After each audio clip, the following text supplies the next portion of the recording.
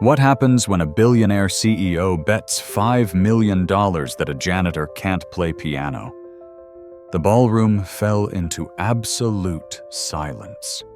Every eye in the room fixed on the man sitting at the grand piano.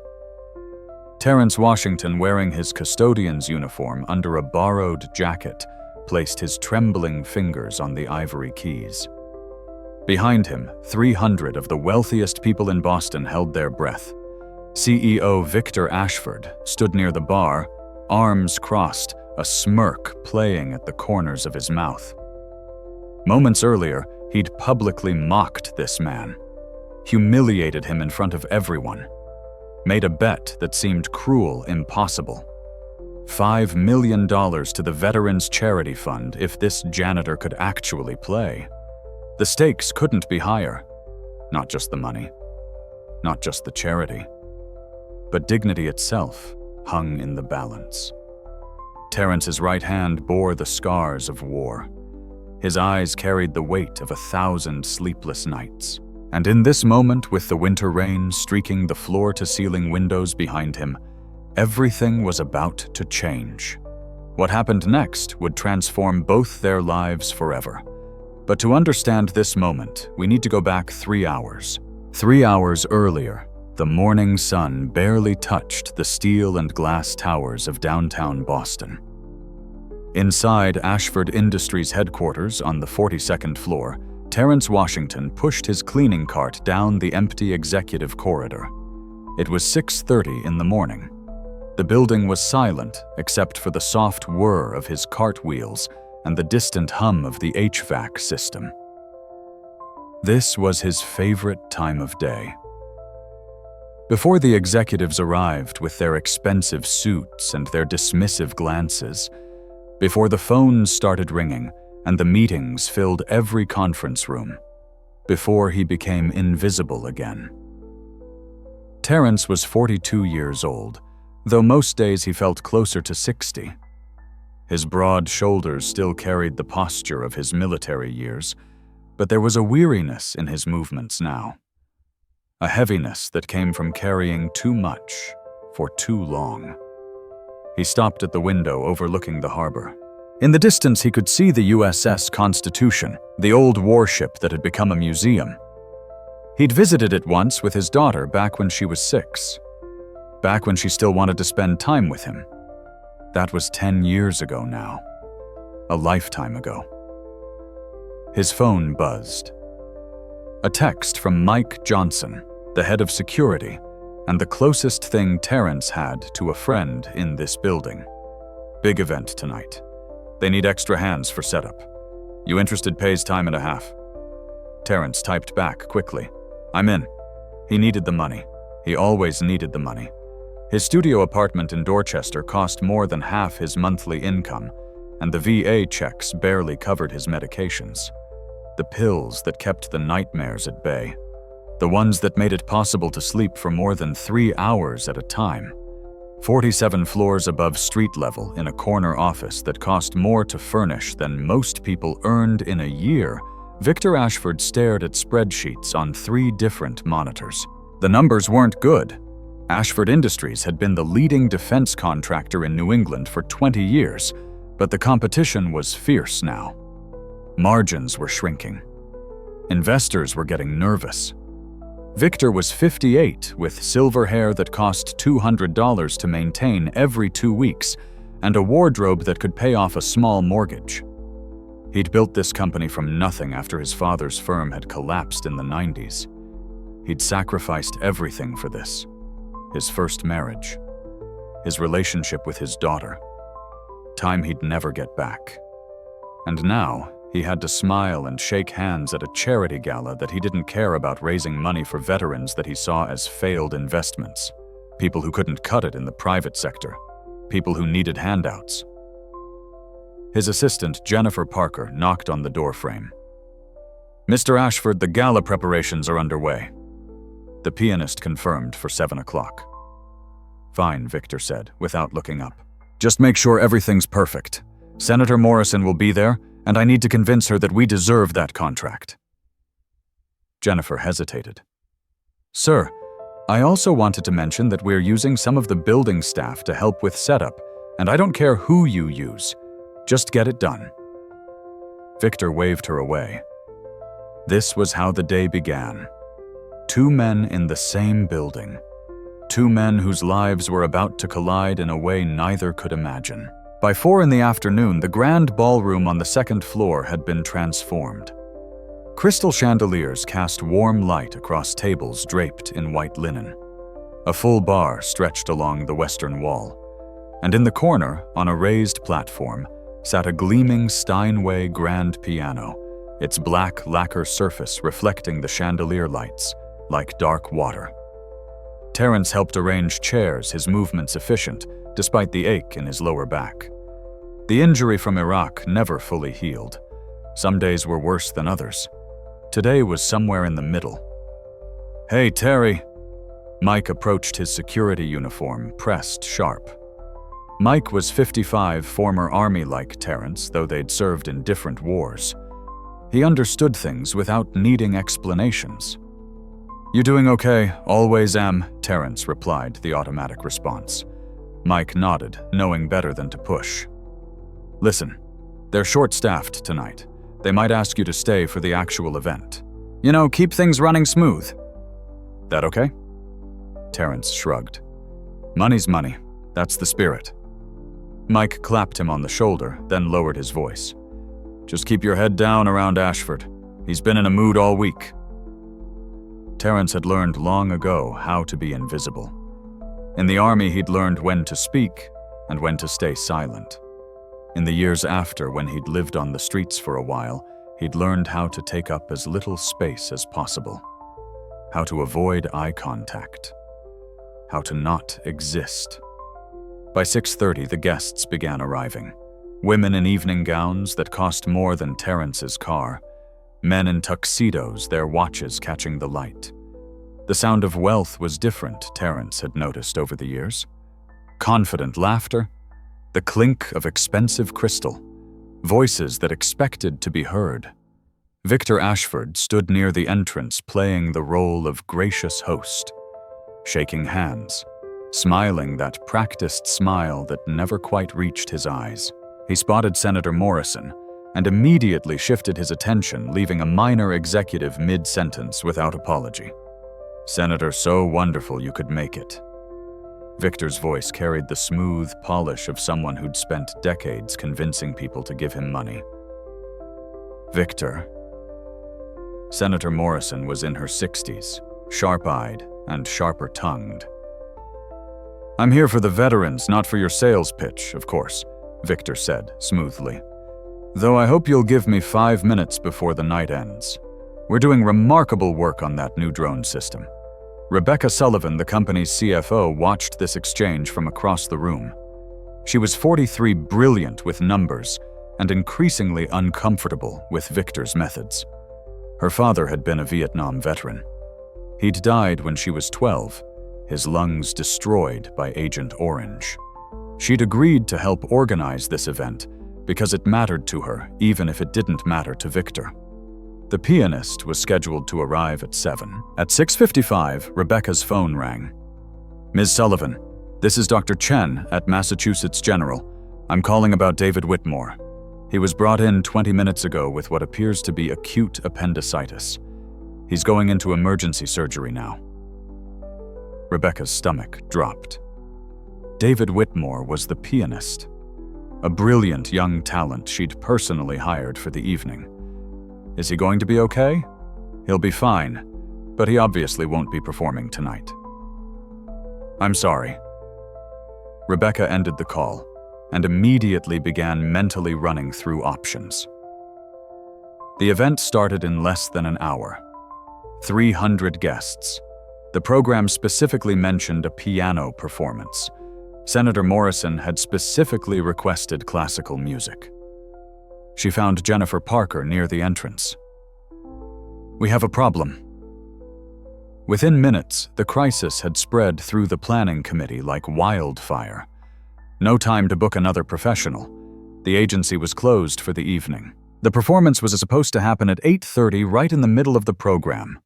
Mike Johnson overheard the panic. He pulled Rebecca aside. "Look, this might sound crazy, but there's a guy on our custodial staff. Terry Washington. I've heard him play before." Rebecca looked skeptical. "You've heard him play where in the employee break room? There's an old upright piano down there. Sometimes late at night when he thinks nobody's around, I've heard him. He's good. Really good." Rebecca had no other options. "Can you find him?" 10 minutes later, Terrence stood in a service corridor, still wearing his work clothes, facing Rebecca Sullivan and Jennifer Parker. "Mr. Washington," Rebecca began carefully, "I understand you play piano." Terrence felt his chest tighten. I used to. A long time ago. We have an emergency situation. Our pianist had to cancel. The performance is in an hour. Would you be willing to help us?" Terrence's hands started shaking. He shoved them in his pockets. "Ma'am, I don't think that's a good idea. I haven't played in front of people in over 10 years. I'm just—" "Please," Rebecca said, and there was genuine desperation in her voice. "You'd be saving us. Senator Morrison is here specifically for the music. This whole event could fall apart." Terrence looked down at his worn work boots, at his hands that cleaned toilets and mopped floors, at the life he'd built from the rubble of everything he'd lost. "I'm sorry. I can't." He turned to leave. But Jennifer Parker, who'd been silent until now, spoke up. "Mr. Washington, wait. My uncle was in the Army, Iraq, 2007. He came back with PTSD. The VA program that helped him, that saved his life, was funded by events like this one. The money we raise tonight goes directly to veterans who need it. Please, it would mean something." Terrence stopped. In his mind, he saw faces. Brothers in arms who hadn't made it home. Others who'd made it home but couldn't survive the peace. He thought about the VA counselor who'd helped him find this job when he'd been living in his car, who'd helped him piece together some semblance of a life. "I'll need different clothes," he said quietly. "And I'm not promising anything beautiful, just functional." Rebecca nearly collapsed with relief. "Thank you. Thank you so much. We'll find you something to wear." They found him a black jacket that almost fit. His work pants would have to do, but in low light, maybe nobody would notice. Terrence stood in a bathroom staring at himself in the mirror. The face looking back was older than it should be. Harder. Scarred in ways that didn't all show. His hands were shaking again. He ran them under cold water, trying to steady them. The right hand in particular bore the scars of shrapnel that had torn through muscle and nerve. The Army doctors had said he was lucky to keep it at all. The civilian doctors later said he'd never have the dexterity for professional piano again. That was fine. He'd stopped being professional about anything a long time ago. He returned to the ballroom through a side entrance. The event was in full swing now. Champagne flowed. Appetizers that cost $50 each circulated on silver trays. Terrence felt like an imposter in his borrowed jacket, like someone had dragged him from one world into another without his permission. And then Victor Ashford saw him. Victor had just finished a conversation with a potential investor when he noticed a man in ill-fitting clothes lingering near the piano. Something about him seemed off, out of place. Victor prided himself on noticing details on reading rooms and people. He approached Jennifer Parker, who was nearby. "Who is that?" Jennifer hesitated. "That's Terrence Washington. He's part of our custodial staff. He's going to play piano tonight because you hired a janitor to perform at my event." Victor's voice was low, but sharp as a knife. "Sir, the pianist had a medical emergency. Mr. Washington was our only option. He knows how to play, and get him out of here. Now. Mr. Ashford, please." It's too late, too. But Victor was already moving toward Terrence, his face flushed with anger and something else. Embarrassment. The thought of his guests, his investors, discovering that they'd been reduced to using the help for entertainment was intolerable. "Excuse me," Victor said, loudly enough that several nearby guests turned to look. "I don't believe you're supposed to be out here." Terrence looked up, his stomach sinking. "Sir, I was asked to. I know who you are. You clean my offices." Victor's voice carried across the space now. More people were turning to look. "This is a formal event. Whatever mistake was made, you need to return to your duties." Rebecca Sullivan rushed over. "Mr. Ashford, I can explain. David Whitmore had an emergency. Mr. Washington has graciously agreed to." Graciously, Victor's laugh was cruel. "Rebecca, you can't be serious. Look at him." The room had grown quiet now. 300 people watching. Terrence felt heat rising up his neck. The old familiar shame. The sense of being less than. Invisible until someone needed to make an example of you. Mike Johnson appeared at Terrence's side, his hand on his friend's shoulder. "Sir, with respect, Terry can play. I've heard him. He's good." Victor turned his contempt toward Mike now. "Really, our security guard vouches for the janitor's piano skills. This keeps getting better." He looked around at the watching crowd performing for them now. "You know what, fine. Let's make this interesting." He pulled out his phone, tapping quickly. "I'm pledging $5 million to tonight's Veterans Fund. Right here, right now." He showed his phone screen to Senator Morrison, who'd moved closer to watch the spectacle. "But only if our custodian here can actually play well enough to be worth listening to. If he embarrasses us all, the pledge is void." The crowd murmured. Some looked uncomfortable. Others seemed amused. Senator Morrison's face was unreadable. "Mr. Ashford."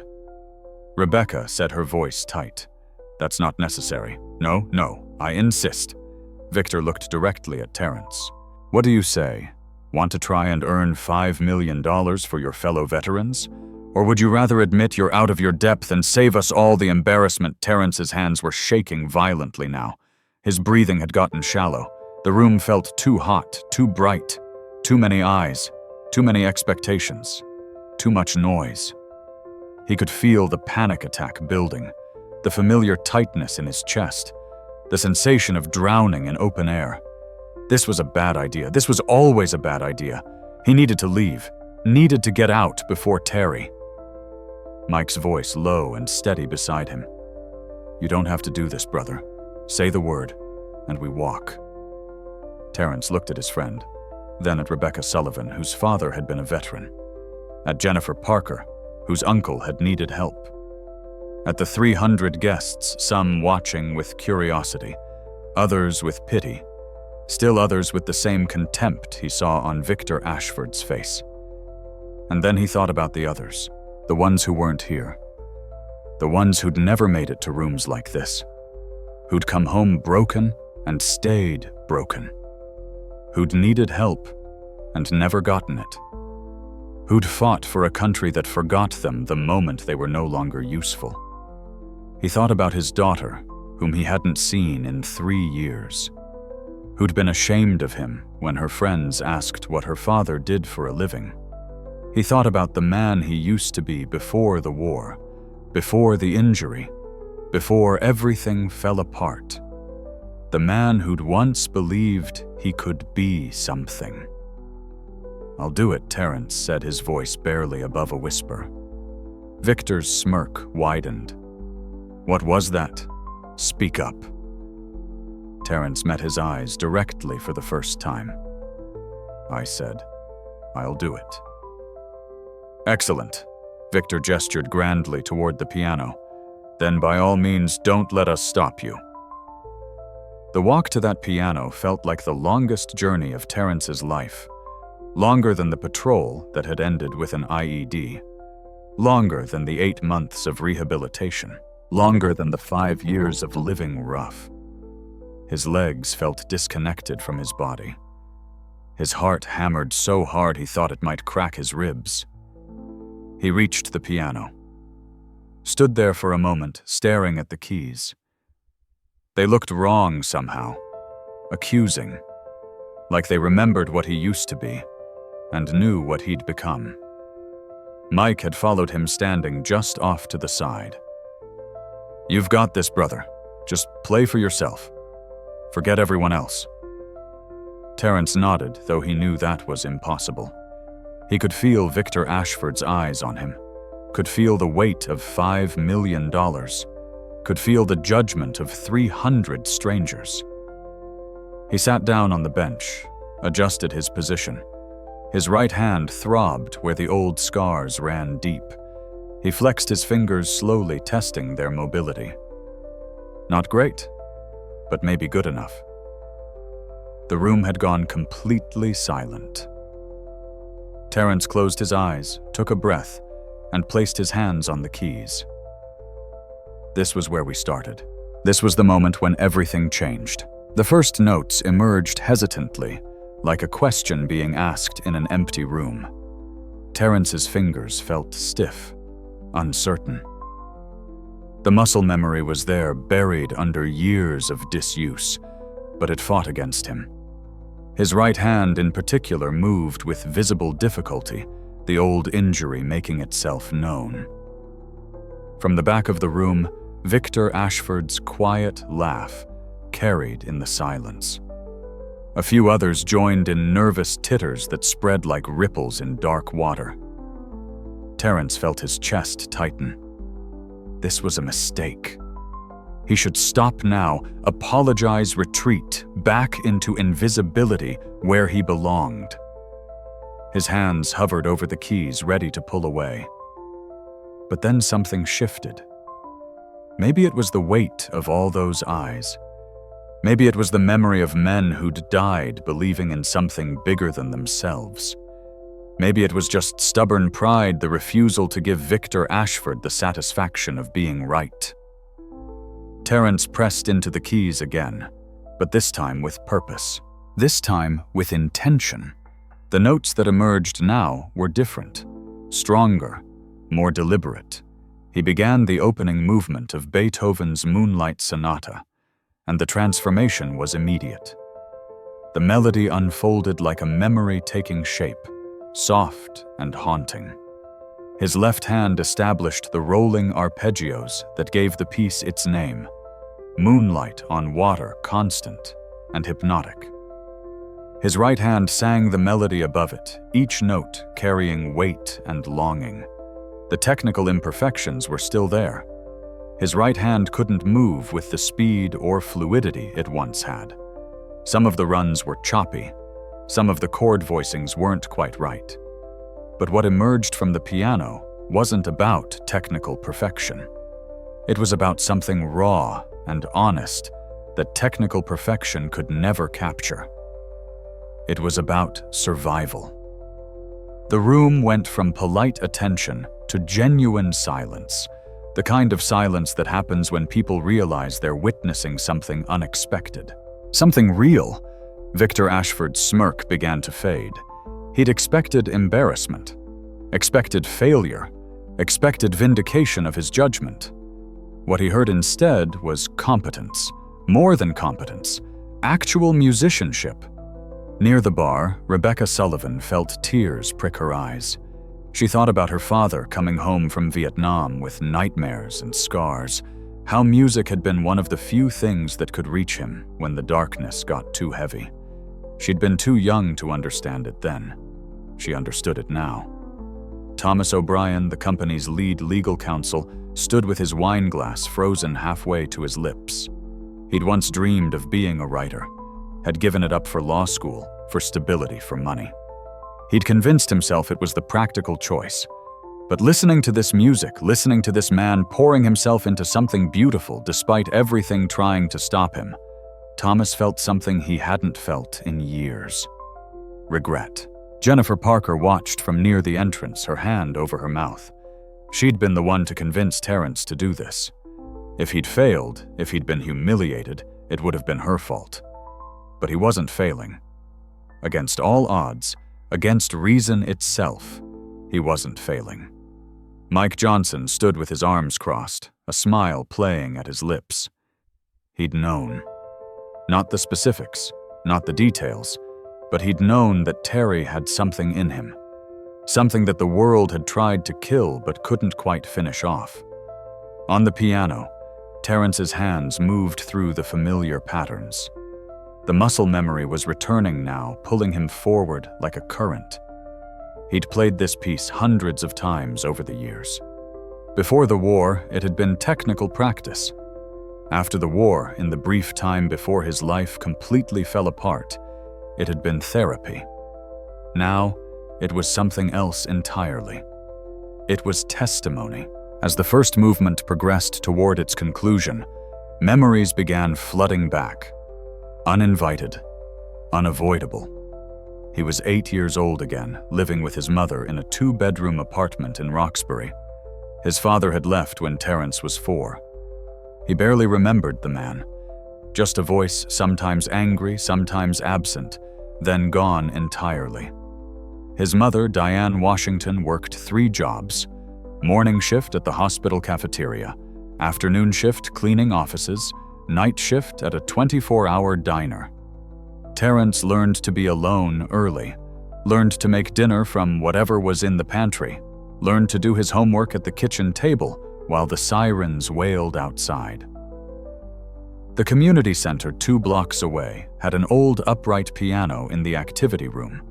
It was out of tune and missing several keys, but it was there. One day when Terrence was hiding from older kids who'd decided he was an easy target, he found himself alone with that piano. He pressed a key, then another, then another. Something about the sound, the pure physicality of cause and effect, key press equals note, captured him completely. For the first time in his young life, he felt like he had control over something, like he could create something instead of just enduring. He started going to the community center every day after school, teaching himself, figuring out melodies by ear, making mistakes and learning from them. The piano became his refuge, his friend, his language for things he couldn't say out loud. One day, a music teacher named Lawrence Henderson heard him playing. Lawrence was 70 years old, a retired professor from Berklee College of Music, who volunteered at the community center. He listened to Terrence stumble through a simplified version of a Mozart piece, and then he did something that changed everything. He sat down next to the boy and said, "You have a gift, but raw talent isn't enough.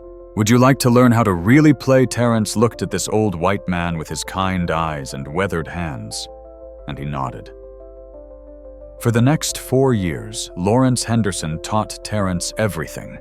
Not just technique, though there was plenty of that, but the deeper things: how to listen, how to feel, how to translate emotion into sound, how to make the piano sing. Lawrence never asked for payment. Diane offered what she could, but Lawrence waved it away. "The boy's payment is his practice. That's all I need."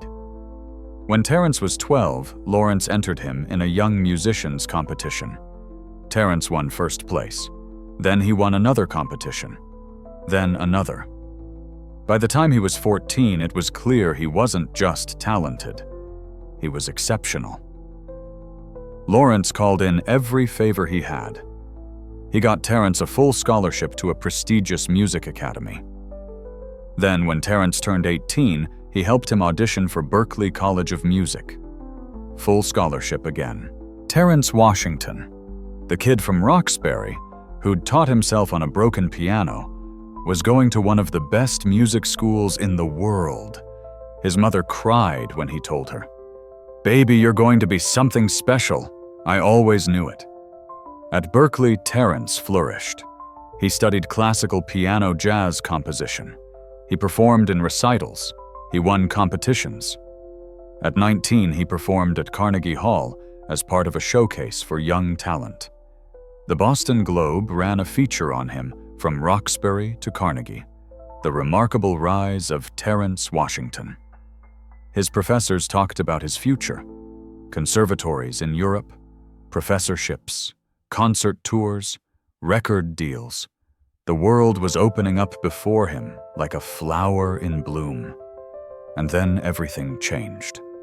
September 11th, 2001. Terrence was 22 years old in his final year at Berkeley. He watched the towers fall on a television in the student center, surrounded by other students who couldn't quite process what they were seeing. In the days and weeks that followed, something shifted in Terrence. He'd grown up with nothing. His mother had worked herself to exhaustion to give him opportunities. Lawrence Henderson had given freely of his time and knowledge. The scholarships that allowed him to pursue music came from people he'd never meet who believed in investing in young talent. He'd been given so much. And now his country was under attack. People were dying. People were volunteering to fight back. He couldn't shake the feeling that while he was playing piano in a practice room, real sacrifice was happening elsewhere. That somehow his life of music, as beautiful as it was, wasn't enough. Wasn't real service. He talked to his mother about it. She was furious. "Baby, no. You've worked too hard. You're so close to graduation, to everything you've dreamed of. Mama, I have to do this. I can't explain it, but I have to." In December 2001, 3 months before his graduation from Berkeley, Terrence Washington enlisted in the United States Army. The sonata's first movement ended. Terrence's hands lifted from the keys for just a moment. In the ballroom, no one moved. No one spoke. The silence was profound. And then, without pause, Terrence began the second movement. The second movement of the Moonlight Sonata is different from the first. Where the opening movement is contemplative and sad, the second movement is delicate, almost playful, a brief respite between darkness and the storm that follows. But in Terrence's hands, even this lighter movement carried weight. Each note seemed carefully considered, purposeful, as if he was using the music to say things that words couldn't capture. Throughout the ballroom, the audience had stopped pretending to do anything else. Conversations had died completely. Drinks sat forgotten on tables. Senator Morrison, who'd seen and heard everything in her 40 years of public service, found herself leaning forward, captivated. Rebecca Sullivan wasn't the only one crying now. Others had joined her. And they couldn't quite explain why. The music was beautiful, yes, but it was more than that. It was the story behind the music. The janitor at the piano. The CEO who'd mocked him.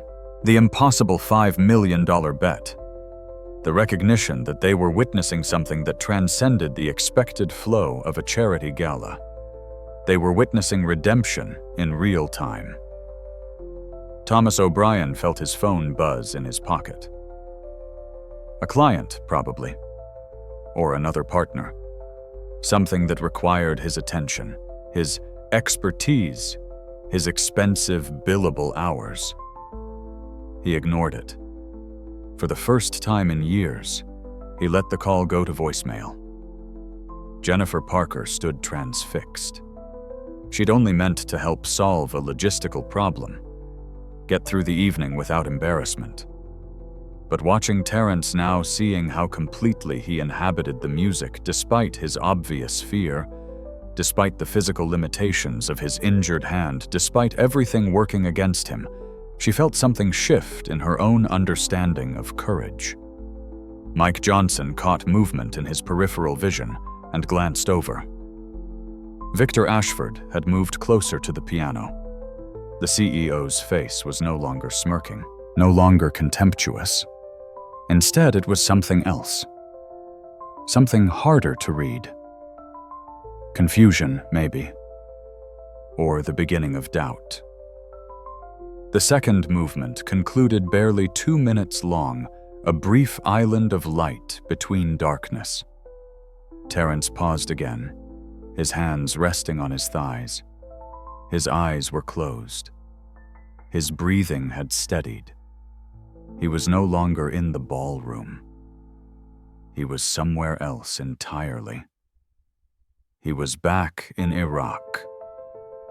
The third movement began, and with it came the storm, where the first movement was sad, and the second light, the third movement of the Moonlight Sonata, is violence. It's rage. It's chaos made musical. The notes come fast and furious, demanding technical precision and emotional abandon in equal measure. Terrence threw himself into it, his hands flying across the keys despite the pain in his right hand, despite the scars and the nerve damage and the limitation that should have made this impossible. And as he played, the memories came faster now. Harder. Inescapable. He was 23 years old, fresh out of basic training and advanced individual training. He'd scored high enough on the ASVB to have his pick of military occupational specialties. They'd tried to steer him toward intelligence or communications, something that would use his brain. But he'd chosen infantry. If he was going to serve, he wanted to serve on the front lines, not behind a desk. His mother attended his graduation from basic training. She hugged him so hard he thought his ribs might crack. "You come home to me, you hear? You come home.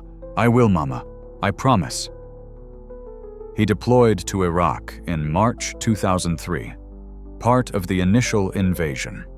He was assigned to the 3rd Infantry Division. His unit pushed north toward Baghdad. The fighting was intense, confusing, terrifying in ways that training couldn't prepare you for. But Terrence discovered something about himself in combat. He was good at it. Not in a way that made him proud exactly, but good in the way that kept him alive, kept his buddies alive. He learned to think fast, move faster, trust his instincts. He did 2 tours, came home in between for brief leaves where nothing felt quite real. His mother's apartment seemed smaller. The old neighborhood seemed quieter. The piano at the community center sat gathering dust because Lawrence Henderson had died while Terrence was deployed, and nobody else maintained it. He tried to play during those leaves, but his hands couldn't find the music anymore. The notes felt disconnected from meaning. The beauty felt suspect somehow, artificial. How could Beethoven matter when you'd seen what Terrence had seen? How could Mozart matter when children were dying in the streets of Fallujah? He went back for his 3rd tour in 2006. His unit was tasked with security operations in the Anbar province. By then, the insurgency had evolved. IEDs were everywhere. You couldn't walk down a street without calculating odds. Couldn't befriend locals without wondering if they were feeding information to the enemy. Couldn't sleep without keeping your weapon in arm's reach. On a Tuesday in August, during a routine patrol through a market district, Terrence's Humvee hit an IED buried in the road. The world exploded. He remembered the sound first. Not a sound, really. More like all sound being erased, replaced with a high-pitched whine that seemed to come from inside his skull. Then light. Too much light. Then the sensation of being airborne weightless, followed by the brutal reality of impact. He woke up in a field hospital. His right side was on fire. The medics told him later that shrapnel had torn through his arm and hand, that he'd lost enough blood to die twice over, that the only reason he survived was because his buddy Corporal James Mitchell had pulled him from the wreckage while taking enemy fire and held pressure on the wounds until the medevac arrived. James Mitchell died 3 days later in a separate attack. Terrence learned this while he was still in the hospital, still trying to remember what day it was, still trying to understand why his hand wouldn't move right. They sent him to Walter Reed for rehabilitation. 8 months of surgery, physical therapy, occupational therapy. The doctors worked miracles. They saved his hand, gave him back most of the function, but most wasn't the same as all. The fine motor control was gone. The speed was gone. The certainty was gone. A physical therapist suggested he try playing piano as part of his rehab, to rebuild dexterity, to work on hand-eye coordination. to process trauma through creativity. Terrence tried. He sat at a piano in the hospital's recreation room and attempted to play scales. Simple exercises he'd mastered when he was 10 years old. His hand wouldn't cooperate. The fingers moved wrong. The timing was off. The notes came out jagged and harsh instead of smooth and flowing. He tried for a week, then 2 weeks, then a month. Each session ended with him more frustrated, more angry, more convinced that the person he'd been before the war was gone and wasn't coming back. Finally, he stopped trying. In the ballroom, as Terrence played the savage third movement of the Moonlight Sonata, his right hand was doing things the doctors had said it couldn't do. Not perfectly, not without pain, but doing them nonetheless. Because sometimes when everything else is gone, when every other reason has been stripped away, you do things not because they're easy or possible or likely to succeed. You do them because the alternative is surrender. And surrender after everything, after everyone who didn't make it home, surrender isn't an option. Victor Ashford watched from 20 feet away, his arms no longer crossed, his expression no longer smug. He was watching a man play piano. Just that. But somehow, it felt like watching something break open, something that had been sealed shut, forcibly ripped apart. Victor was 58 years old and had no living siblings. But that wasn't quite true. He'd had a brother once, older by 3 years. Thomas Ashford. Tommy. Tommy had enlisted in the army in 1985 during peacetime.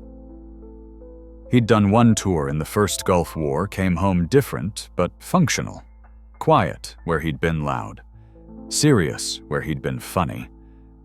But functional. Tommy had stayed in the army for 20 years, made it to Sergeant First Class. When he retired in 2005, Victor had been too busy building his company to pay much attention. Too busy with mergers and acquisitions. Too busy with his own divorce, his own troubles, his own life. Tommy had struggled after retirement. No spouse, no kids. A pension that didn't quite cover rent in the city. He'd moved back to Boston, gotten a job doing security at a mall. Victor had seen him maybe 3 times in those years. Brief lunches, awkward conversations, Tommy trying to connect. Victor always checking his phone. In 2011, Tommy died from an overdose. Pills. The coroner ruled it accidental, but Victor had seen the note his brother left. Just one line, "I'm tired of being invisible."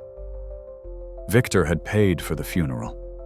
Had given a brief eulogy about service and sacrifice that meant nothing because he'd barely known his brother anymore. Had gone back to work the next day because work was safe. Work made sense. Work didn't require feeling things you didn't want to feel. Now, standing in his own ballroom watching a janitor play piano, with hands that shouldn't be able to, watching the audience lean in with something like hunger, watching his own carefully constructed world reveal itself as shallow and insufficient, Victor Ashford felt something crack inside him. It wasn't dramatic. It wasn't sudden. It was quiet. Like ice beginning to thaw after a long winter. The music built and built. Terrence's hands moving faster, now the notes cascading like water, like fury, like grief made audible. His eyes were open, but he wasn't seeing the ballroom. He was seeing a desert highway, a market district, a hospital room, a grave he'd never visited because he'd been too broken to attend the funeral. He was seeing his mother's face when he told her he couldn't play professionally anymore, the light going out in her eyes, the hope dying. She'd worked 3 jobs so he could be something, and he'd taken that something and fed it to the war. He was seeing his wife Sarah telling him she couldn't do this anymore. that she'd married a pianist with dreams, not a veteran with nightmares, that she was taking their daughter, Emma, and moving to California, that maybe someday when he got his life together, he could see Emma again. But not now, not like this. He was seeing 5 years of nothing, of homelessness, of shelters and soup kitchens, and days that bled into each other without meaning, of addiction that started as pain management and became the only thing that made waking up tolerable, of rock bottom, and then the discovery that rock bottom had a basement.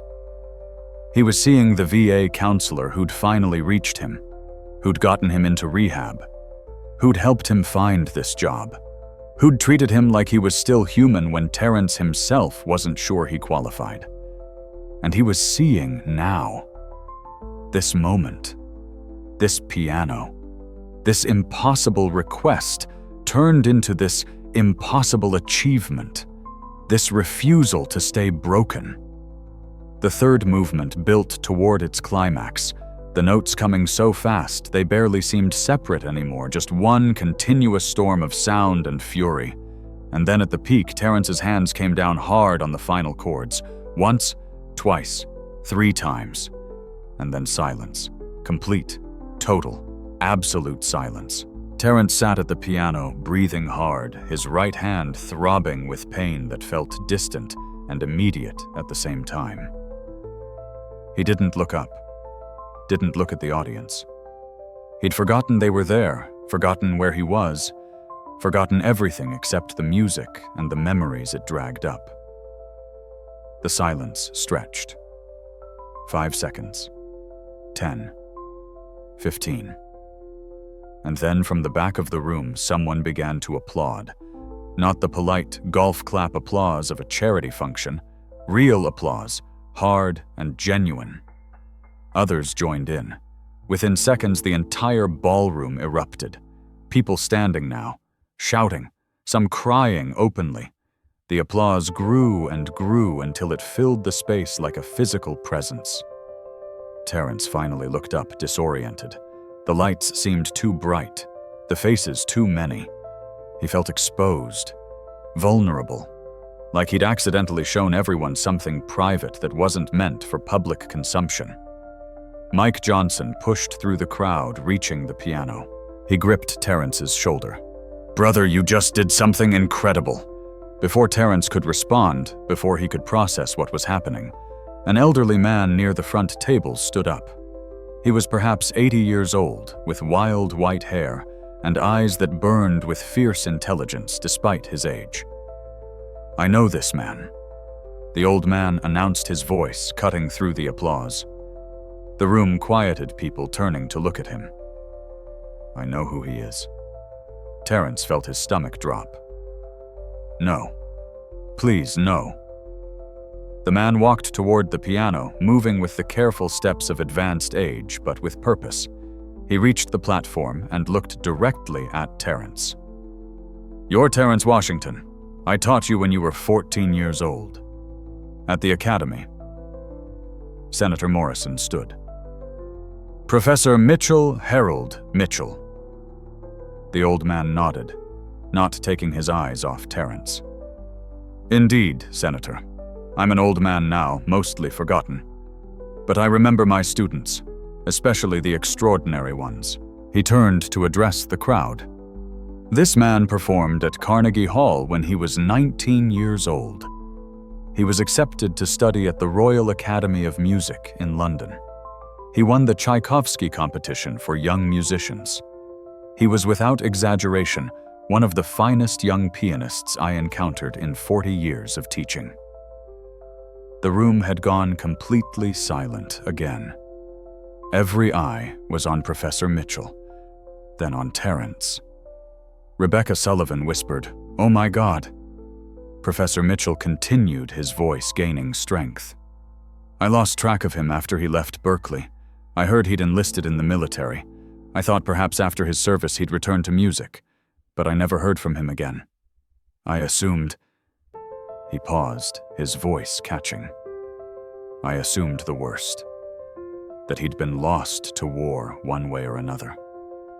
He looked at Terrence with tears in his old eyes. But here you are, alive, still able to play despite everything. He glanced at Terrence's scarred right hand. Maybe not the way you once did, maybe not with the same technical perfection, but with something those young virtuosos never had. With experience, with survival, with truth. Terrence couldn't speak. His throat had closed up completely. He shook his head, trying to deny it, trying to make this moment stop, trying to rewind to when he was invisible and safe. But Professor Mitchell wasn't finished. He turned to Victor Ashford, who stood frozen near the bar. "So you see, Mr. Ashford, when you mocked this man, when you bet that he couldn't play, you weren't mocking a janitor with pretensions. You were mocking one of the finest musical talents of his generation. A man who sacrificed everything for his country. A man who came back broken and somehow managed to put himself back together enough to survive." The words hung in the air like an indictment. Victor's face had gone pale. He looked at Terrence, really looked at him for perhaps the first time, and saw what everyone else was now seeing. Not a janitor, not the help, but a human being with a story, with depth, with value that had nothing to do with his job title or his position in the corporate hierarchy. Jennifer Parker was crying openly now. Thomas O'Brien had his hand over his mouth. Rebecca Sullivan felt like she might be sick with the magnitude of what had almost not happened. If the pianist hadn't gotten sick, if she hadn't asked, if Terrence had said no, as he almost did. Senator Morrison walked slowly toward the piano. She was a veteran herself, Army served in Desert Storm. She'd seen enough to know what it cost. She reached out and shook Terrence's hand, her grip firm and genuine. "Thank you for your service," she said quietly. Both then and now. Terrence managed to nod. It was all he could manage. Professor Mitchell sat down on the piano bench beside Terrence.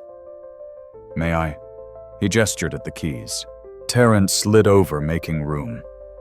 The old professor played a simple melody, a folk song, something American and old.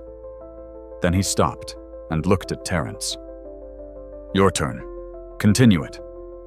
It was how they'd taught improvisation at the academy. One person starts, another continues, back and forth, building something together. Terrence hesitated. Then his hands found the keys again. He took the melody and developed it, adding harmony complexity, turning the simple folk song into something richer. Professor Mitchell smiled and took over again, pushing the melody in a different direction. They went back and forth like this for 2 minutes, maybe 3, creating something spontaneous and beautiful, the old teacher and the lost student finding each other again through music. When they finished, the applause that followed was different. Softer, more intimate. The kind of applause that happens when people recognize they've witnessed something beyond entertainment. Something sacred. Professor Mitchell stood slowly, his knees protesting.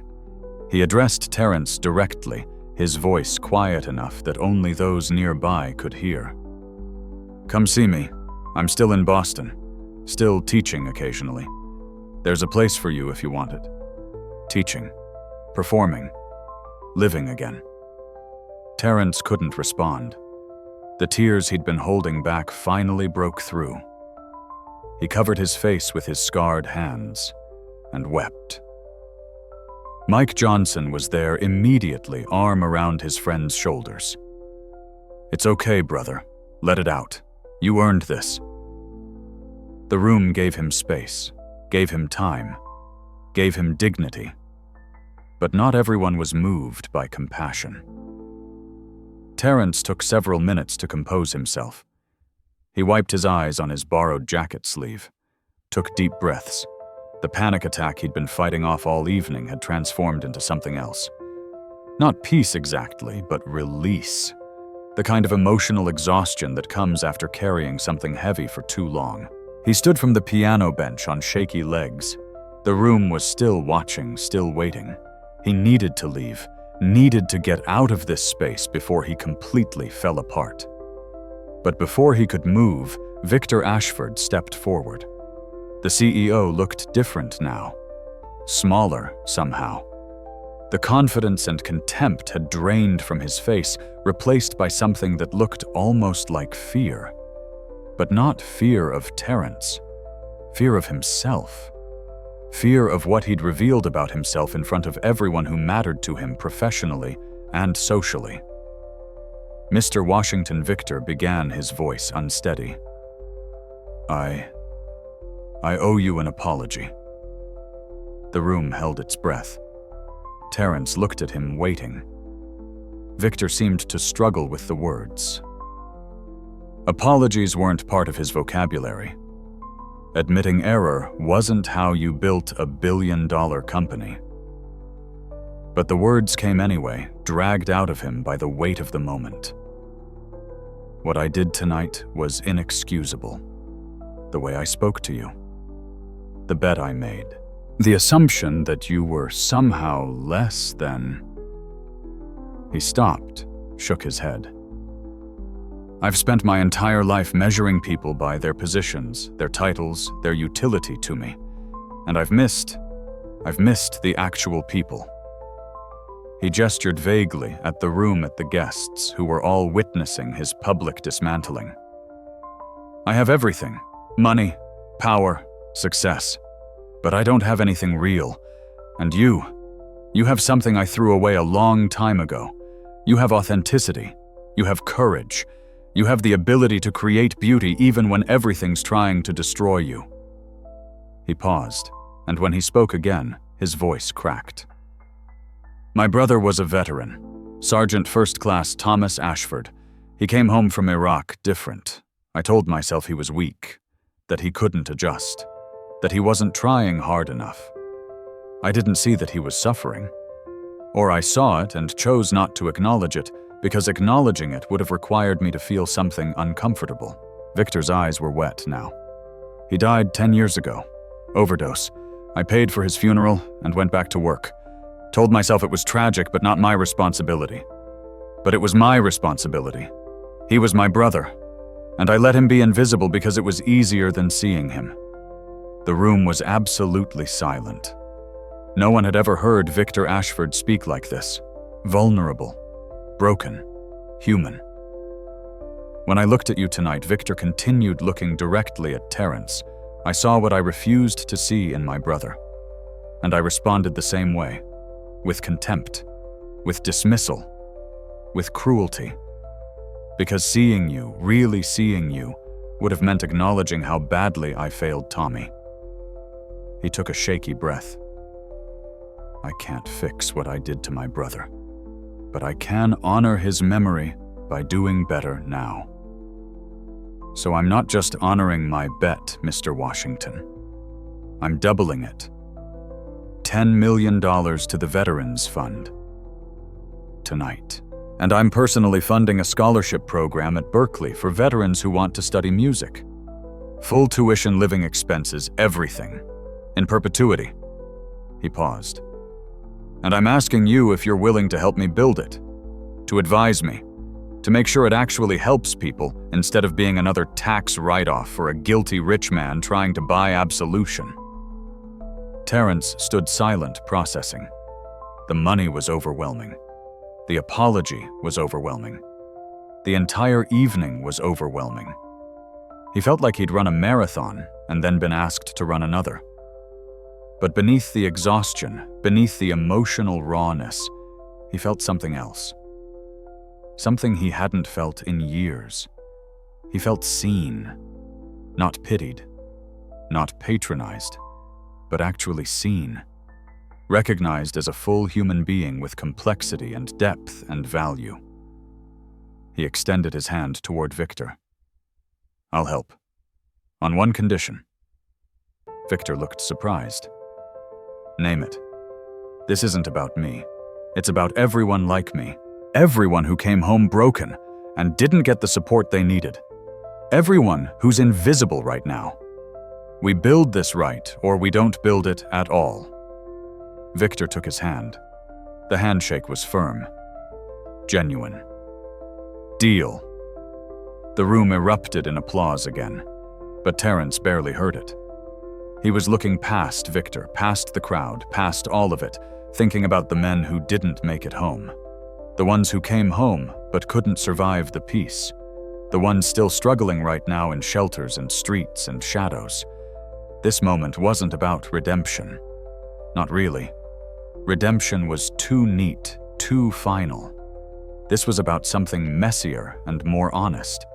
This was about the possibility of change. The recognition that nothing was fixed, but maybe, just maybe, something could start to heal. But Terrence wasn't finished. He turned back to the piano. The crowd quieted, confused. Was there more? "May I play one more piece?" Terrence asked, addressing the room. "If that's okay." Senator Morrison spoke from her table. "Please." Terrence sat down at the piano again.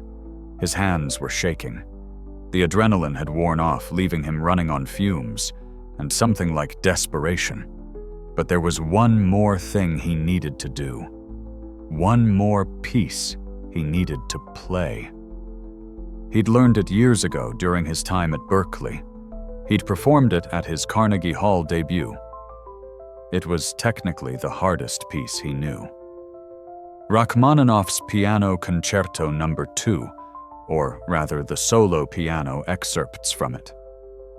Without an orchestra, it was a challenge even for virtuosos with healthy hands and years of recent practice. For Terrence, with his injured hand, with 10 years away from serious playing with the emotional exhaustion of the evening, it should have been impossible. He began anyway. The opening notes were hesitant, his right hand struggling with the rapid runs. But he pushed through, finding the melody beneath the technical challenges. This piece was about yearning, about beauty found in sorrow, about the human capacity to create meaning from pain. As he played, his technique began to fail in visible ways. His right hand couldn't maintain the speed required for certain passages. He simplified some runs, modified others.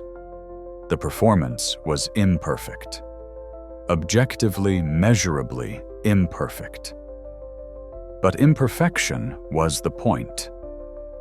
Because this wasn't a performance anymore. This was confession. This was prayer. This was a man using the only language he had left to articulate everything he couldn't say with words.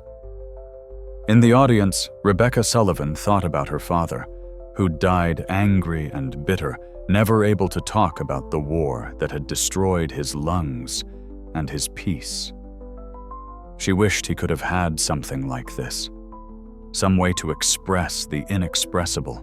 Thomas O'Brien thought about all the hours he'd billed all the clients he'd served, all the money he'd made, and wondered when he'd last done anything that mattered.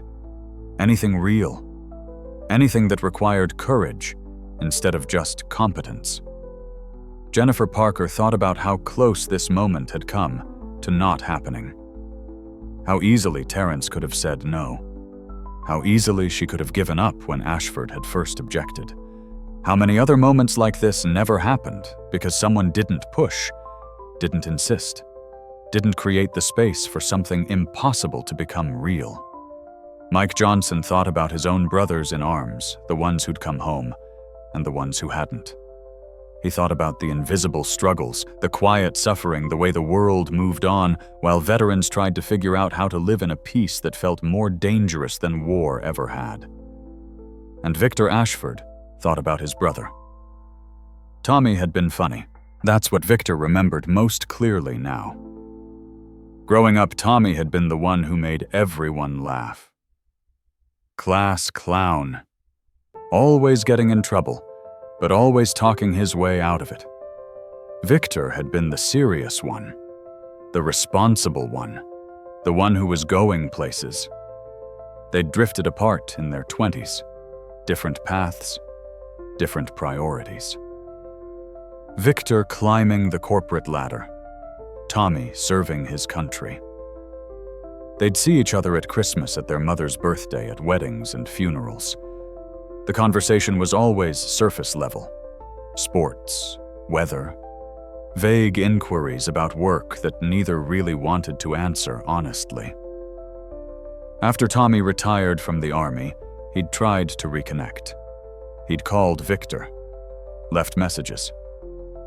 "Hey, little brother, want to grab a beer? Been too long." Victor had been too busy. Always too busy. He'd return the calls days later when he knew Tommy wouldn't answer. Leave his own messages. "Sorry I missed you. Things are crazy here. Let's connect soon." They never connected.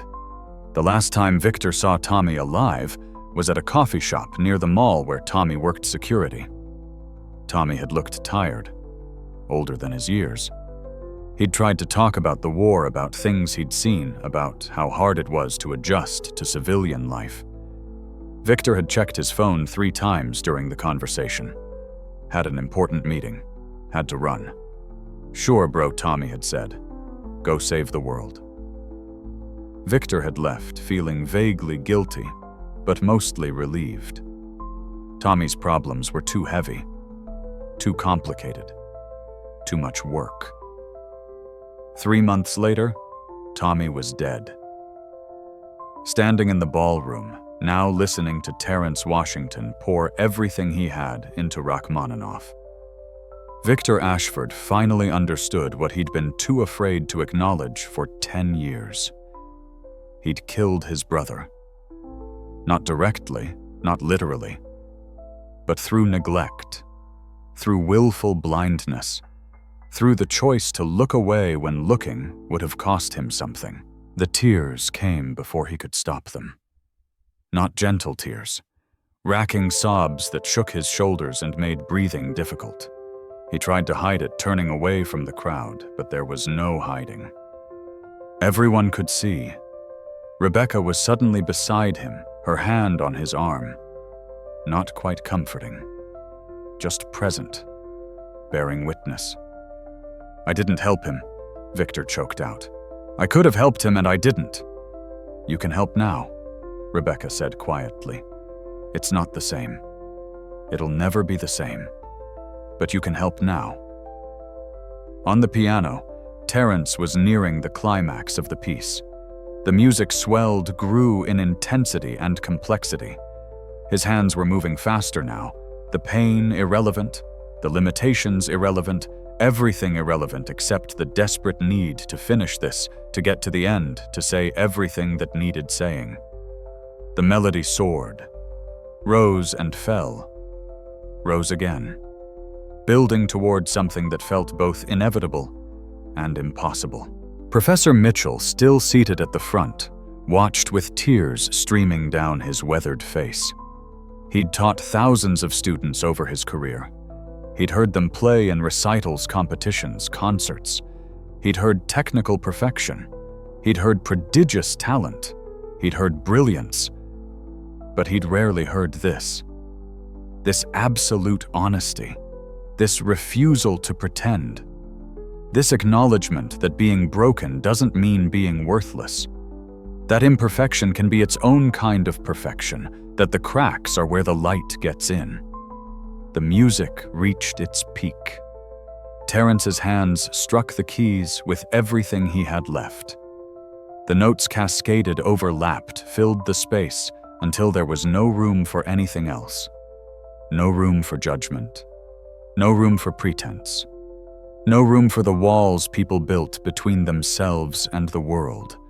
Just music. Just truth. Just this moment, never to be repeated, existing only now. And then, with a final cascade of notes, with a last decisive chord, Terrence finished. His hands stayed on the keys for a moment, then lifted, hovered in the air, then dropped to his lap. He sat very still, head bowed, breathing hard, spent. The silence that followed was different from before. This wasn't the silence of anticipation or shock. This was the silence of reverence, the silence that happens when people know they've witnessed something sacred and are afraid that speaking will break the spell. It lasted 10 seconds, 20, 30, and then Senator Morrison stood and began to applaud. This time, the rest of the room followed instantly. Standing ovation. Real and sustained. Applause that went on and on until hands must have been hurting from it. Terrence didn't look up. Couldn't look up. If he looked up, if he saw all those faces, if he had to acknowledge what he'd just done, he'd shatter completely. Mike reached the platform first. He didn't say anything, just pulled Terrence up from the bench and wrapped him in a fierce hug. "You did it, brother. You did it." Professor Mitchell was there next, moving slowly, his old joints protesting. He took Terrence's scarred right hand in both of his and looked at it carefully. At the scars, at the stiffness, at the visible damage. "Beautiful," the old man said softly. "The most beautiful playing I've heard in years." Terrence shook his head, trying to deny it. "It was full of mistakes. I couldn't." "Mistakes." Professor Mitchell laughed, though there were tears on his face. "My boy, there are no mistakes when you play the truth. Only different paths to the same destination." Victor Ashford stepped forward. He looked wrecked, completely undone, but there was something different in his eyes now. Something clear. "Mr. Washington, I'm going to make this right. Whatever it takes, however long it takes, I'm going to make this right."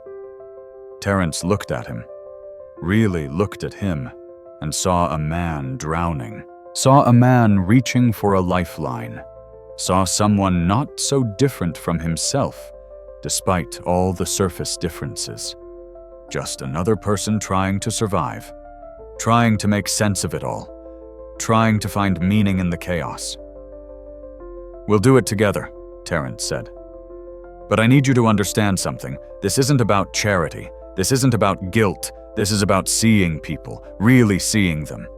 Can you do that?" Victor nodded. "I'll learn. I have to learn."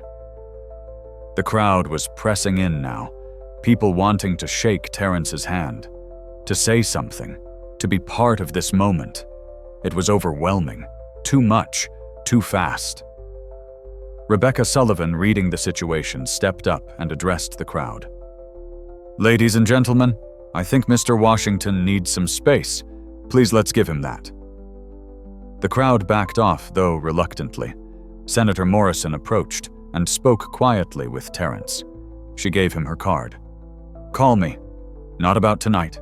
About the future. About how we can actually help veterans instead of just talking about it." Terrence took the card numb. Everything felt distant and surreal. Jennifer Parker appeared with a bottle of water. Terrence took it gratefully, his hands shaking so badly he nearly dropped it. Professor Mitchell was talking to Victor Ashford now. "If you're serious about this scholarship program, I can help. I know people. We can build something real." "I'm serious," Victor said. "More serious than I've been about anything in a long time." The gala, which should have ended awkwardly after the pianist emergency, and the subsequent drama instead transformed into something else entirely. Donations poured in. People wrote checks for amounts they hadn't planned on giving. The Veterans Fund, that was supposed to raise maybe $500,000 that night, ended up with over $3 million, even before Victor's $10 million pledge was finalized. But the money, as important as it was, felt secondary to something else, something harder to quantify. The room had shifted. People were talking differently. moving differently, looking at each other with something that approached actual seeing instead of just social performance. Terrence sat at a table in the corner, Mike beside him, trying to process. His right hand throbbed with pain. His head ached. His emotions were too scrambled to sort out. He kept expecting to wake up for this to be revealed as some kind of cruel dream. But it wasn't a dream. It was real. Impossibly real. A woman approached hesitantly. Late 40s, elegant dress, kind eyes. "Mr. Washington, I'm Elizabeth Morrison, the senator's daughter. I wanted to thank you. My husband is a veteran. Iraq. He's been struggling. After tonight, after watching you, I think maybe there's hope. I think maybe we can find help." Terrence took her hand. "There's always hope. Even when we can't see it. Even when it feels impossible. There's always hope." She smiled through tears and walked away. This happened again and again. People approaching, sharing stories. Veterans themselves. Family members of veterans. People who'd been touched by the evening in ways they couldn't quite articulate. Around 10 p.m., the gala began to wind down. Guests filtered out, still talking about what they'd witnessed. The staff began cleanup. The ordinary business of ending an event, but nothing felt ordinary. Victor Ashford found Terrence before he left. "Can we talk tomorrow, maybe?"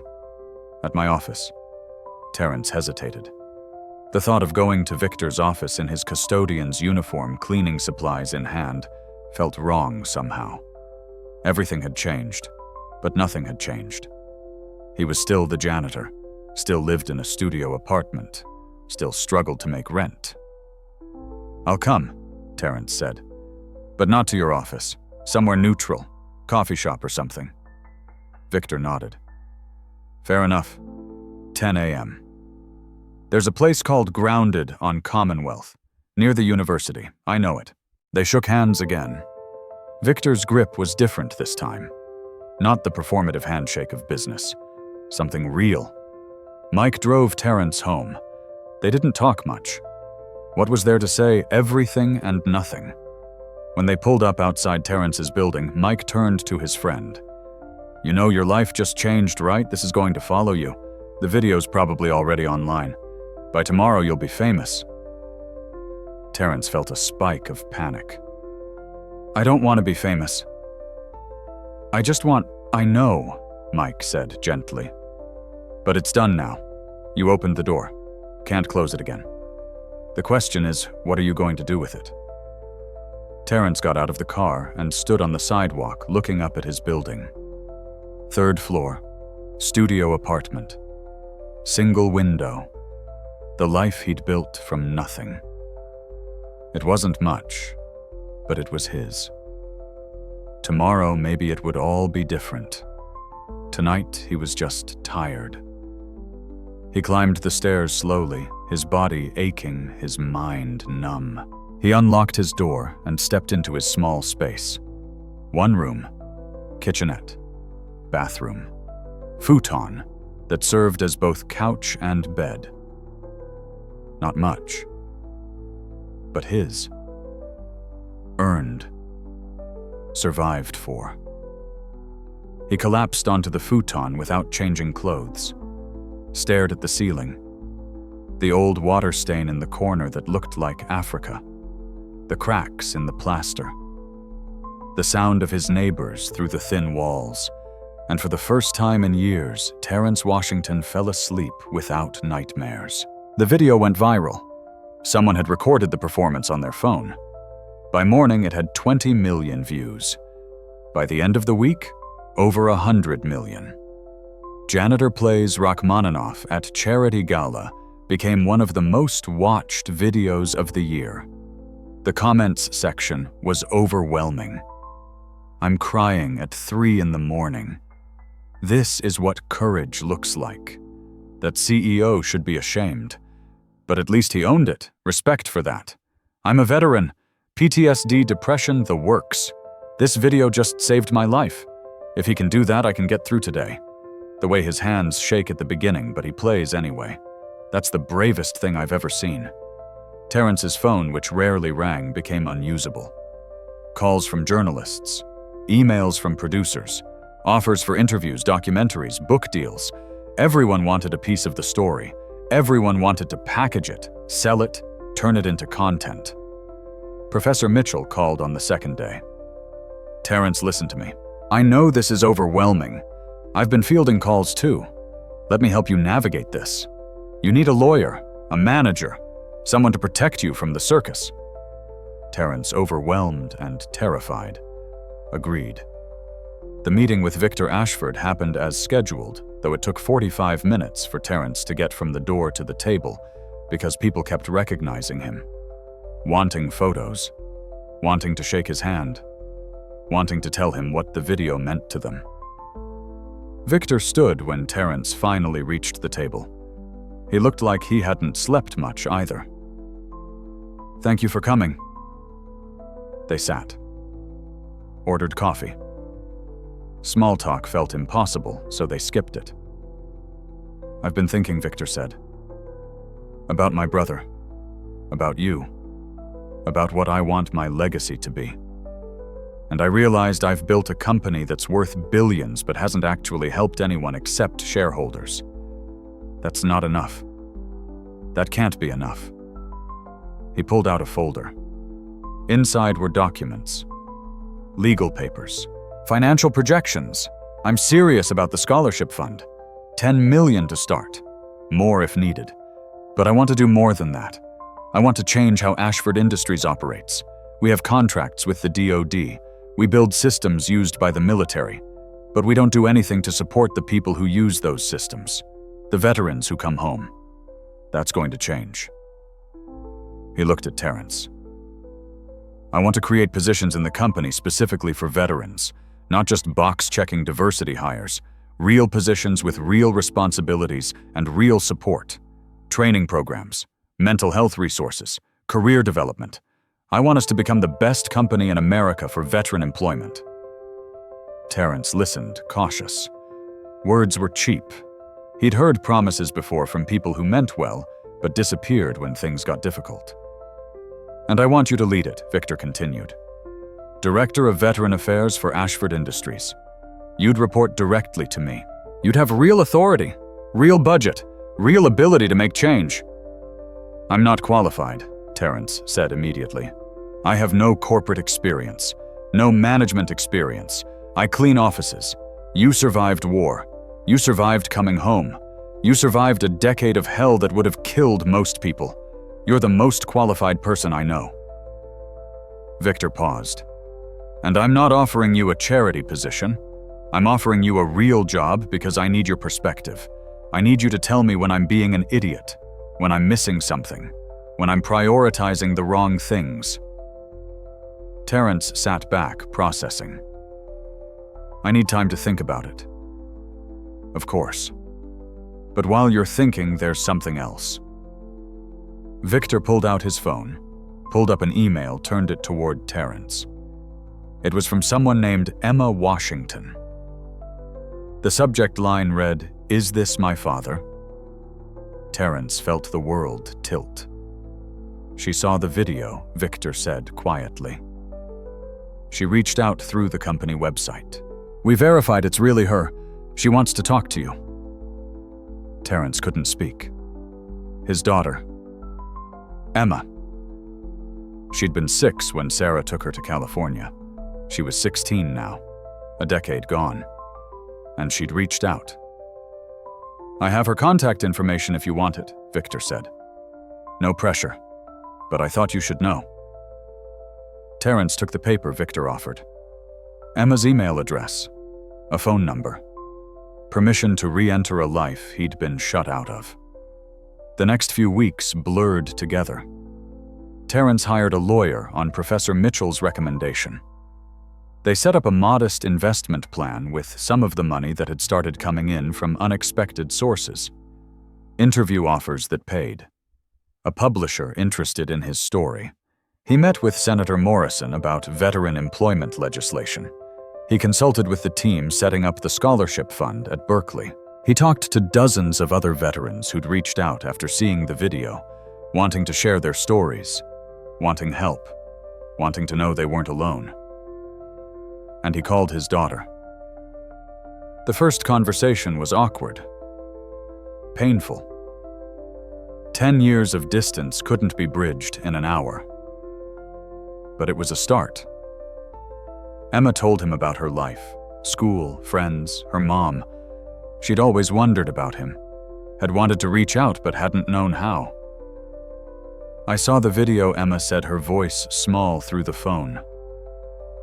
I didn't know you could play like that. Mom never told me. Your mom didn't know, Terrence said. That part of my life was before you were born, before I messed everything up. You didn't mess everything up, Emma said. You were hurt. There's a difference. They talked for 2 hours that first call, then 3 hours the next week. Then Emma asked if they could video chat. Terrence almost said no, afraid of how she'd react to seeing him older, scarred, damaged. But he said yes. When her face appeared on his screen, he saw Sarah in her features. But he also saw himself, his eyes, his smile, his daughter. Hi, Dad, Emma said. Terrence cried. Couldn't help it. Hi, baby girl. They talked weekly after that. Emma asked about the war, about Iraq, about what happened. Terrence tried to answer honestly without being overwhelming. It was hard, but it was necessary. 6 months after the gala, Terrence accepted Victor's offer. Director of Veteran Affairs. He negotiated his salary down from what Victor offered, uncomfortable with making too much. But he accepted enough to move out of his studio apartment, to get a place with 2 bedrooms because Emma wanted to visit, wanted to spend summer break with him.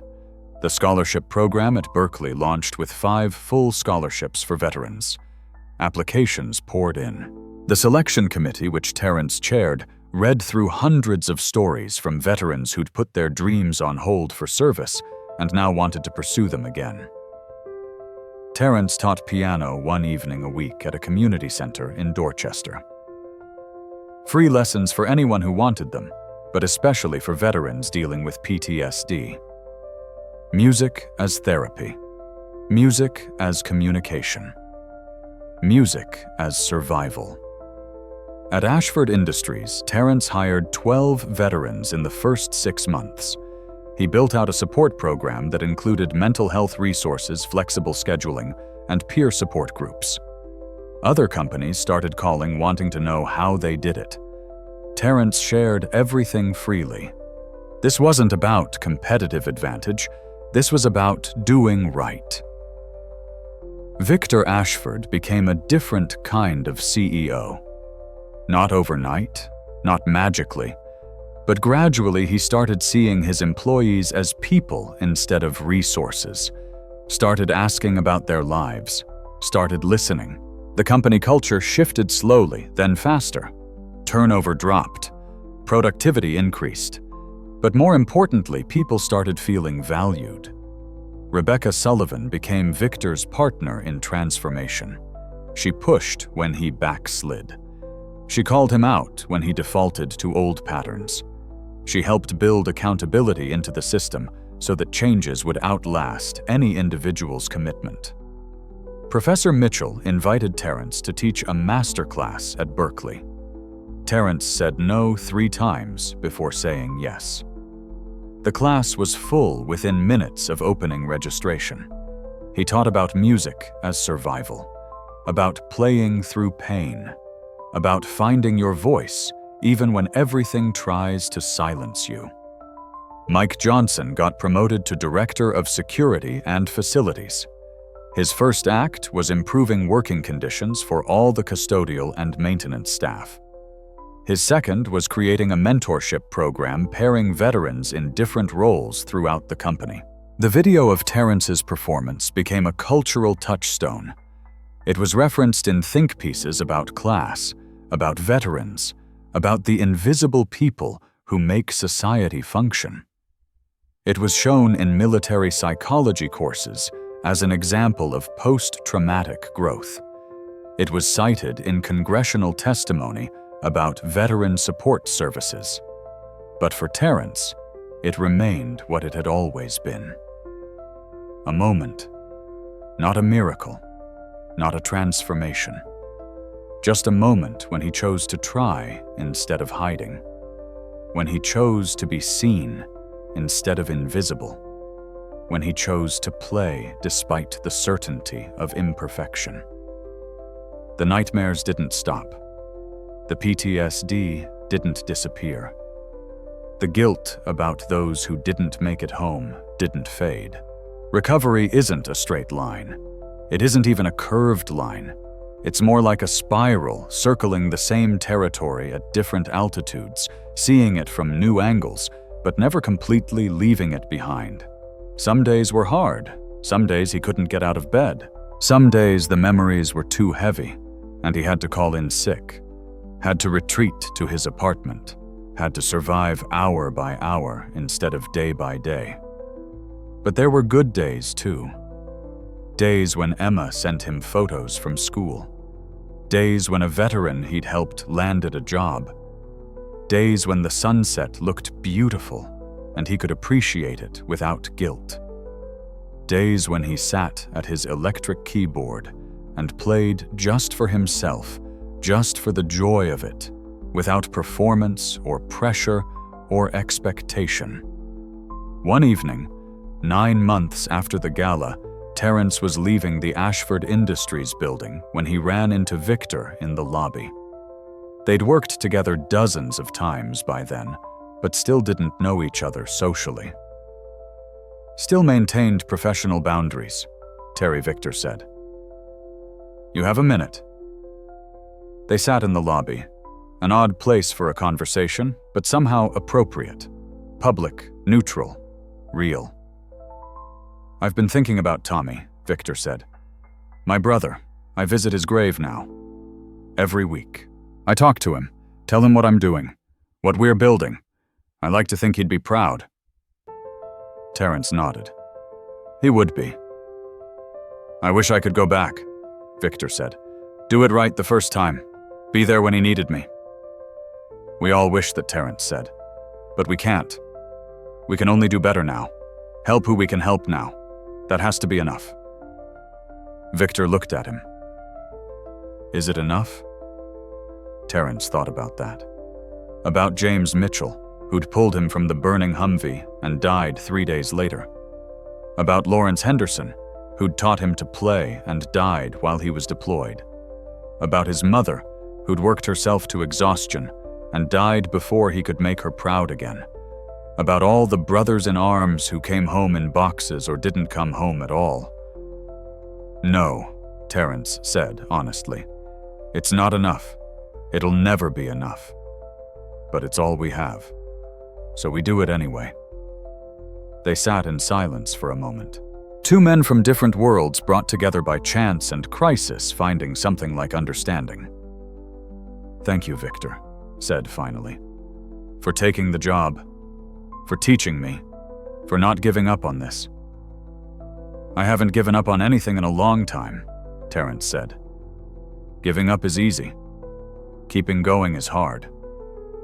But we keep going anyway." Victor left. Terrence sat there for a few more minutes, watching people move through the lobby. Security guards, custodians, executives, all just people trying to make it through, trying to survive, trying to find meaning in the chaos. He thought about the piano in the ballroom 9 months and a lifetime ago. The moment when everything changed, even though nothing really changed. He was still Terry Washington, still a veteran with scars and nightmares and limitations, still broken in ways that don't fully heal, but also more than that.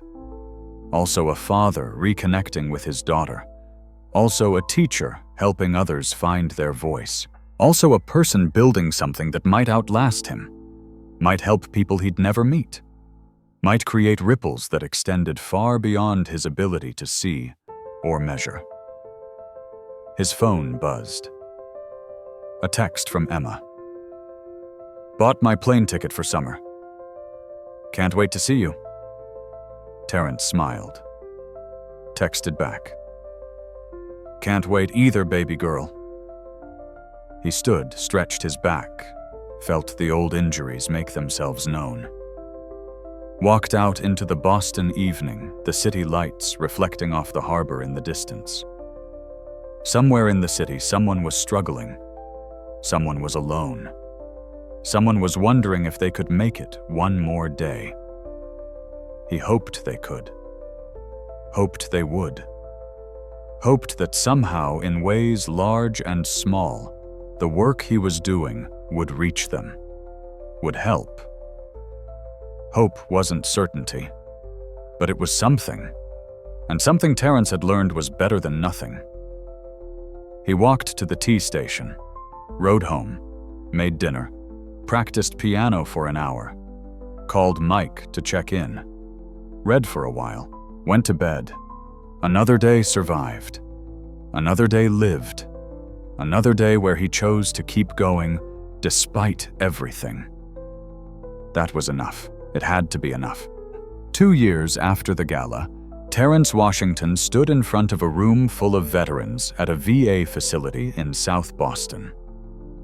He'd been invited to speak about his experience, about recovery, about survival. He'd said no, initially uncomfortable with the spotlight, uncomfortable with being positioned as some kind of success story when he still struggled daily. But Mike had convinced him. Brother, you don't have to be perfect to help people. You just have to be honest. So here he was, facing 40 veterans in various stages of dealing with their own wars, their own scars, their own struggles to find purpose in a world that had moved on without them. I'm not here to inspire you, Terrence began. I'm not here to give you some motivational speech about overcoming adversity. I'm here to tell you the truth. And the truth is, recovery is messy. It's hard. Some days you win, some days you lose, some days you're just surviving. And that's okay. He paused, looking at the faces watching him. Some skeptical, some desperate, some just tired. 2 years ago, I was exactly where many of you are now. I was invisible. I was struggling. I was convinced that the best parts of my life were behind me, that I'd used up all my chances, that survival was the best I could hope for. He described the gala, not the viral video version that had been edited and packaged and shared millions of times, but the real experience, the terror, the shame, the way his hands shook, the way he almost ran, the way every part of him wanted to stay invisible and safe. I didn't play piano that night because I was brave, Terrence said. I played because I was more afraid of giving up than I was of failing. There's a difference. He talked about what came after, the opportunities that opened, but also the difficulties, the panic attacks that got worse for a while before getting better, the days he couldn't function, the ongoing struggle with PTSD that didn't disappear just because something good happened. Here's what I learned. Terrence continued. Recovery isn't about going back to who you were before. That person is gone. The war changed us. Trauma changed us. We can't undo that. What we can do is build something new from what's left. Not better, not worse, just different. He talked about his daughter, about the slow, painful process of rebuilding trust, about the conversations that were hard, about the apologies that couldn't fix everything but were necessary anyway. I'm not fixed, Terrence said. I still have nightmares. I still struggle. I still have days where getting out of bed feels impossible. But I also have days where I laugh with my daughter, where I help another veteran find a job, where I sit at a piano and remember why I fell in love with music in the first place. Both things are true. The struggle and the joy, they coexist.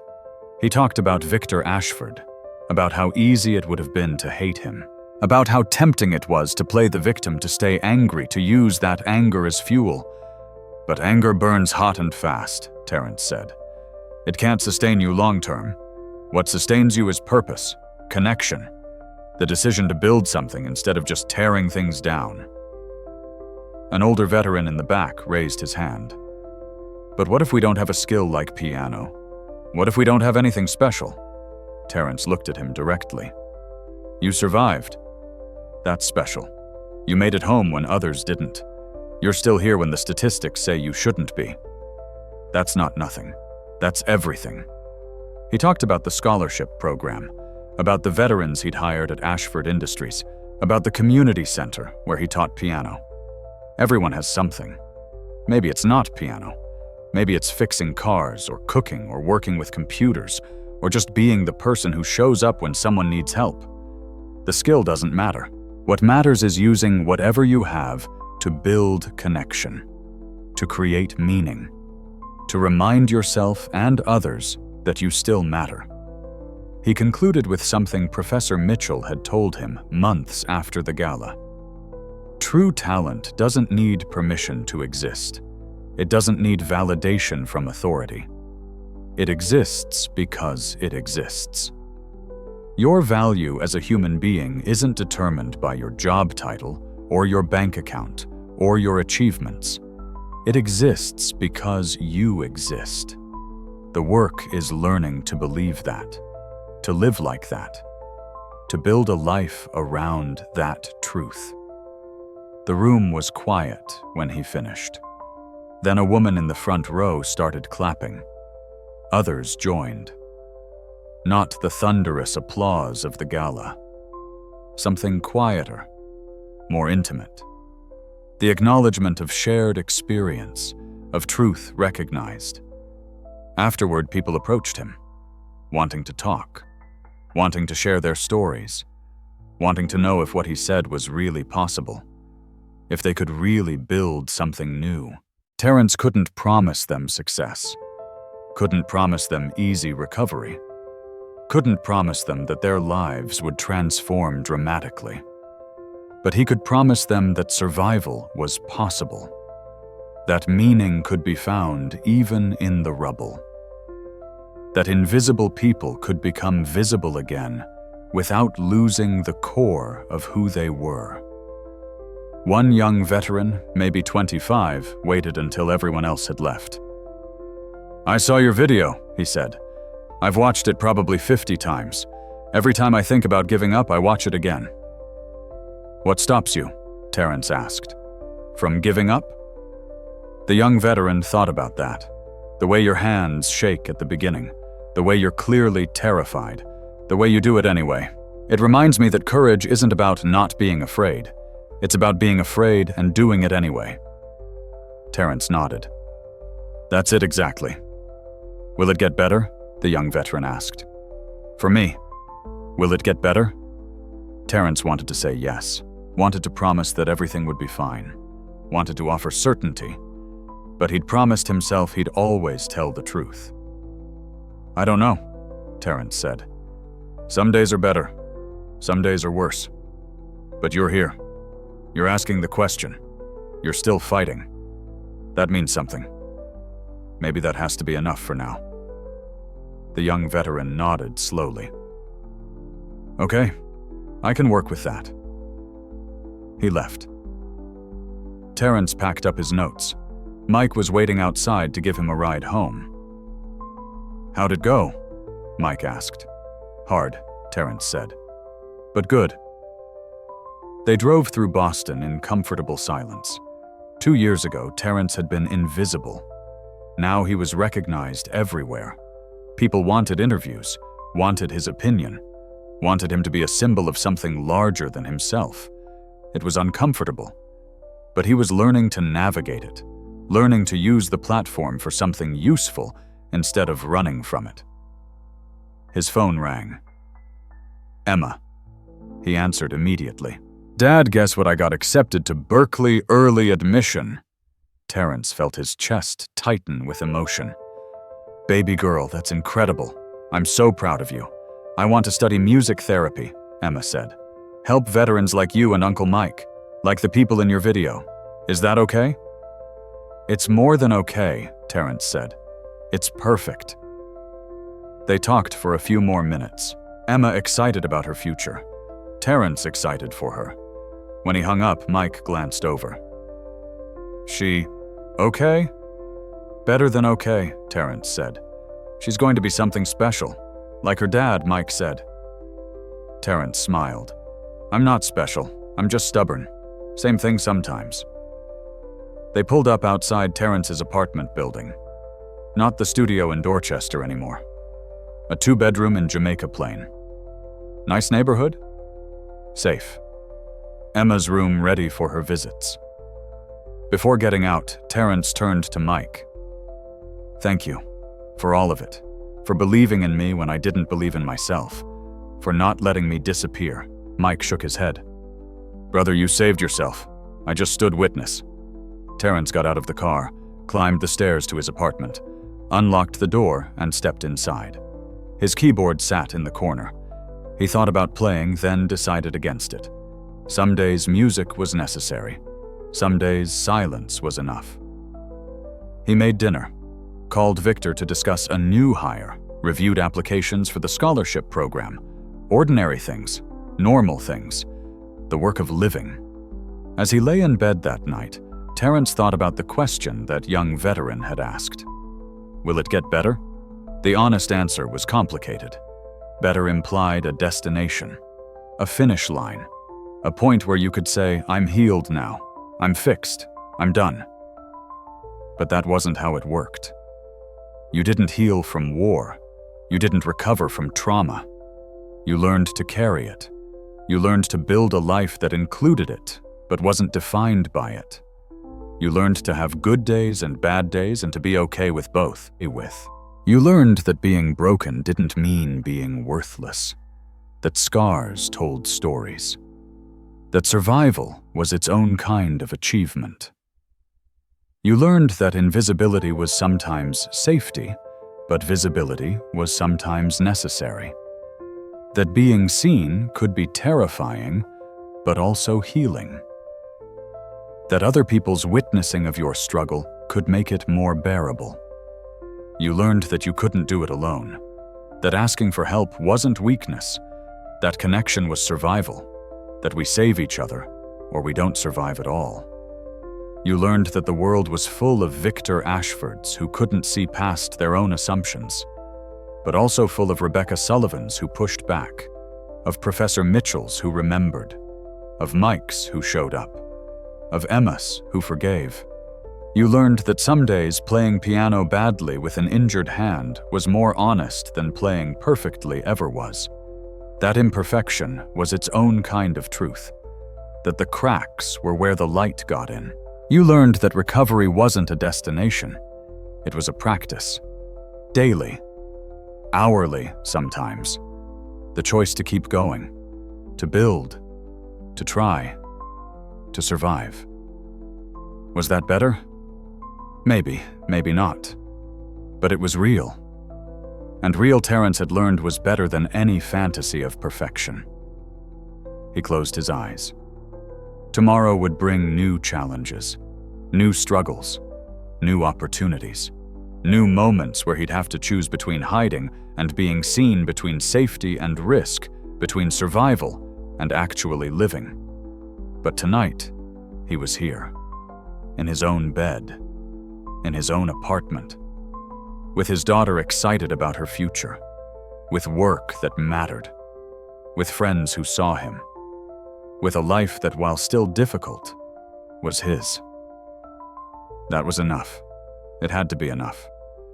And maybe, just maybe, it was more than enough. Maybe it was actually good. Terrence Washington's story isn't unique. Across America, across the world, there are millions of people struggling in silence, veterans dealing with invisible wounds, workers dismissed because of their positions, talented individuals trapped by circumstances beyond their control, people who've been made invisible by a society that measures worth by income and status instead of character and humanity. This story reminds us of something we forget too easily: that every person you encounter has depth, has a story, has value that can't be measured by their job title or their bank account. The janitor might be a virtuoso pianist. The security guard might be a poet. The person cleaning your office might have sacrificed more for their country than you'll ever know. We judge so quickly. We dismiss so easily. We make people invisible because seeing them would require us to acknowledge our own complicity in systems that devalue human dignity. But we can change. Victor Ashford changed. Not magically, not completely, but genuinely. He looked at his own behavior, recognized its cruelty, and chose to do better, to build better, to use his resources and influence to create change instead of just maintaining status quo.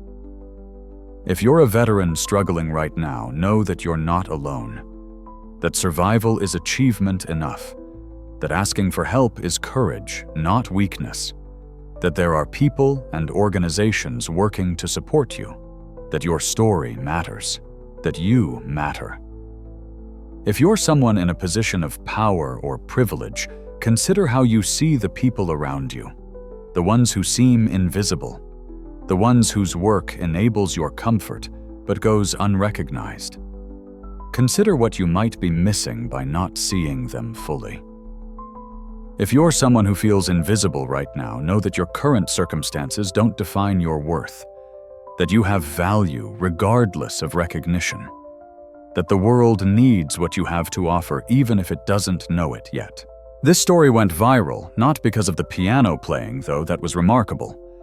It went viral because it reminded people of something essential: that redemption is possible, that change is possible, that seeing and being seen is at the heart of what it means to be human.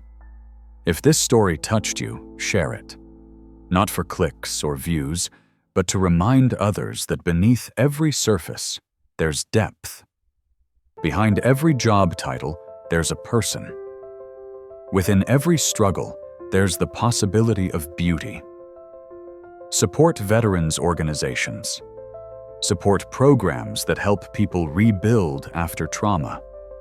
Support policies that treat workers with dignity, regardless of their position. Support change. And most importantly, see the people around you. Really see them. Listen to their stories. Recognize their humanity. Create space for them to be visible. Because in the end, that's what saved both Terrence and Victor. Not the money, not the publicity, not the opportunities, but the simple act of being seen, of seeing, of recognizing each other as fully human. That's available to all of us. Every day, every interaction, every moment. We can choose to see, or we can choose to look away. Terrence chose to be seen despite his fear. Victor chose to see despite his shame. What will you choose? Thank you for listening to this story. If you want to hear more stories about human resilience, about second chances, about the extraordinary people hiding in ordinary circumstances, subscribe to this channel. Share these stories. Let them remind you what's possible when we refuse to stay invisible. When we refuse to let others remain invisible. We're all broken in different ways.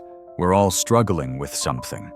But we're also all capable of creating beauty from that brokenness, of building connection from isolation, of choosing courage over comfort.